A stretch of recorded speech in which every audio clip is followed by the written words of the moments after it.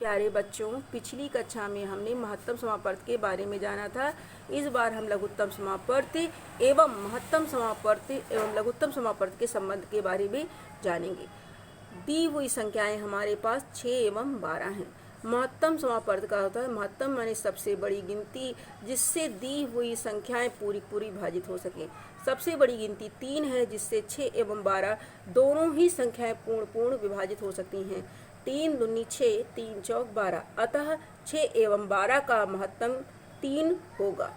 लघुत्तम समापर्त यानी दी हुई संख्याएं वह सबसे छोटी गिनती जिसको पूरी तरह से विभाजित कर सके। 6 एवं 12, 12 सबसे छोटी गिनती होगी जिसको दोनों ही विभाजित कर सके। 6 दूनी 12, 12 एकम 12, अतः दी हुई संख्याएं 6 एवं 12 का लघुत्तम 12 होगा।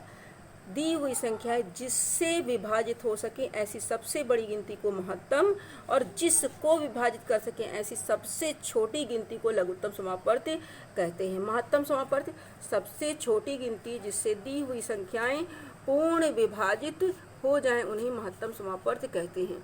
सबसे छोटी गिनती जिससे दी हुई संख्याएं विभाजित कर सके उन्हें लघुत्तम समापर्त कहते हैं। एक और उदाहरण से इसे समझने की कोशिश करते हैं। जैसे हमारी दी हुई संख्याएं 12 एवं 18 है। 6 हमारी सबसे बड़ी गिनती है जिससे 12 और 18 भाग देने पर पूरी तरह से विभाजित हो जाएगी। 6 दूनी 12, 6 तिरिक 18, अतः 12 एवं 18 का महत्तम समापर्तक या हाईएस्ट कॉमन फैक्टर 6 होगा क्योंकि यह दोनों को पूरा विभाजित कर सकता है। 12 एवं 18 सबसे छोटी गिनती जिसे पूरी काट सके वह होगी 36। 12 दूना 24, 12 तिया 36, 18 दूना 36, अतः 36 इन दोनों द्वारा पूरी विभाजित हो सकती है और यह सबसे छोटी गिनती है। अतः इन दोनों का लघुत्तम क्या होगा? लोएस्ट कॉमन फैक्टर यानी लघुत्तम समापर्त 36 होगा 12, 18 का। महत्तम समापर्त वह बड़ी गिनती जिससे विभाजित हो सके और लघुत्तम वह सबसे छोटी गिनती जिसको विभाजित कर सके दी हुई संख्याएं। अब हम इन दोनों में संबंध के बारे में जानते हैं।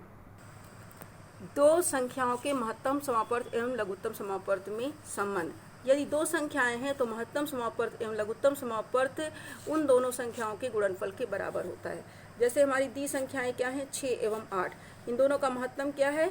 2 और लघुत्तम क्या है? 24। दोनों संख्याओं का गुणा करें हम और महत्तम लघुत्तम का गुणा करें तो दोनों संख्याओं का गुणा करेंगे तो 6 8 48 और महत्तम लघुत्तम का गुणा 24 दूना 48। देखिए दोनों संख्याओं का गुणनफल एवं महत्तम लघुत्तम का गुणनफल बराबर है। इसी तरह से हम दूसरी संख्या देखते हैं उदाहरण में 4 एवं 9।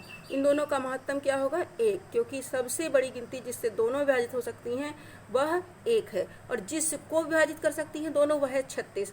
36 और 1 का गुणनफल 36 और 9 चौक 36, अर्थात महत्तम लघुत्तम का गुणनफल प्रथम और द्वितीय संख्या के गुणनफल के बराबर होता है। यहाँ पर देखिए आप उदाहरण स्वरूप देख सकते हैं कि दोनों संख्याओं के गुणनफल के बराबर होता है।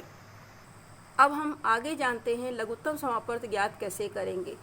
अपवर्त कैसे प्राप्त होते हैं? कोई भी संख्या को यदि हम 1 2 3 4 5 आगे गुणा करते जाएं तो हमें अपवर्त प्राप्त होते हैं। इनकी संख्या असीमित होती है, यह पहले जा सकते। जैसे 8 के अपवर्त देखेंगे तो 8 एकम 8, 8 दूनी 16, 8 तिरिक 24, 8 चौक 32, 8 पंच 40, इस तरह से हम गुणा करते जाएंगे मिलते जाएगा।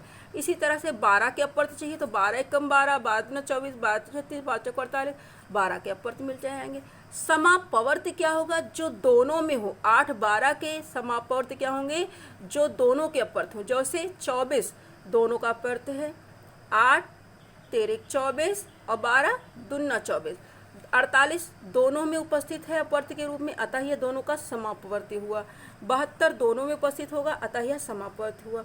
अब 24 48 72 में जो सबसे छोटा है लघुत्तम समापवर्त, वही लघुत्तम समापवर्त या लासापा कहलाएगा 8 एवं 12 का। सबसे छोटी गिनती 24 है जो दोनों में उपस्थित है, अतः 8 एवं 12 का लघुत्तम समापर्त 24 होगा। 8 एवं 12 दोनों ही 24 को पूर्णतया विभाजित करती हैं और यह सबसे छोटी गिनती है, अतः इसे लघुत्तम समापर्त कहेंगे। 8 तिरिक 24, 12 दूना 24। कुछ नियम हैं, इनको हम देख लेते हैं। 2 या 2 से अधिक दी हुई संख्याओं के सबसे छोटे समापर्त्य को दी हुई संख्याओं का लघुत्तम समापर्त्य या लोएस्ट कॉमन फैक्टर कहते हैं। जैसे इन दोनों में सबसे छोटी संख्या जो कॉमन थी अपवर्त्य के रूप में वो कौन सी थी? 24। अतः इन दोनों का लघुत्तम समापर्त्य 24 हुआ।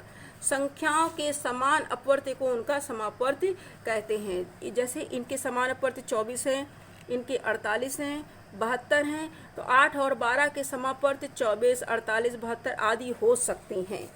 संख्याओं के समापर्त्यों में सबसे छोटा समापर्त्य ही लघुत्तम समापर्त्य कहलाता है। सबसे छोटा समापर्त्य 24 है, तो इसका लघुत्तम समापर्त्य क्या होगा? 24 होगा। 4 नंबर, संख्याओं का लासापा उन संख्या में से प्रत्येक संख्या द्वारा पूर्णतया विभाजित हो सकता है। अर्थात यदि यह लासापा 12 है तो यह 6 दूना 12 और 12 एकम 12 दोनों से ही पूरी तरह से विभाजित हो सकता है। 5 नंबर, 2 या 2 से अधिक संख्याओं का लासापा उनमें से किसी भी संख्या से छोटा नहीं हो सकता है, वह सबसे बड़ी संख्या के बराबर हो सकता है। जैसे 6 एवं 12 का लघुत्तम जो है या तो 6 एवं 12 के में सबसे बड़ी संख्या 12 के बराबर होगा और या तो इससे बड़ा होगा। दूसरी स्थिति देख लीजिए, जैसे यहाँ 12 एवं 18 का लघुत्तम क्या है? 36। तो 12 18 से छोटा नहीं हो सकता है, या तो इससे बड़ा होगा और या तो बड़ी संख्या के बराबर होगा। जैसे इन दोनों में क्या है? इन दोनों से बड़ा है। 6 नंबर हम लोग देखते हैं, किन्हीं सह अभाज्य संख्याओं अथवा अभाज्य संख्याओं का लघुत्तम समापर्त्य उन संख्याओं के गुणनफल के बराबर होता है। लघुत्तम समापर्त्य ज्ञात करने की विधियां। लघुत्तम समापर्त्य 2 विधियों से ज्ञात किया जा सकता है, गुणनखंड विधि और भाग विधि। गुणनखंड विधि में पहले हम जिन संख्याओं का लघुत्तम समापर्त्य निकालना है उनके हम गुणनखंड लिख लेते हैं। जैसे 36 के गुणनखंड 2 2 3 3, 40 के अभाज्य गुणनखंड 2 2 5 2, 84 के गुणनखंड 2 2 3, इस तरह से हमने लिख लिए। अब लघुत्तम समापर्त्य निकालने के लिए हम क्या करेंगे?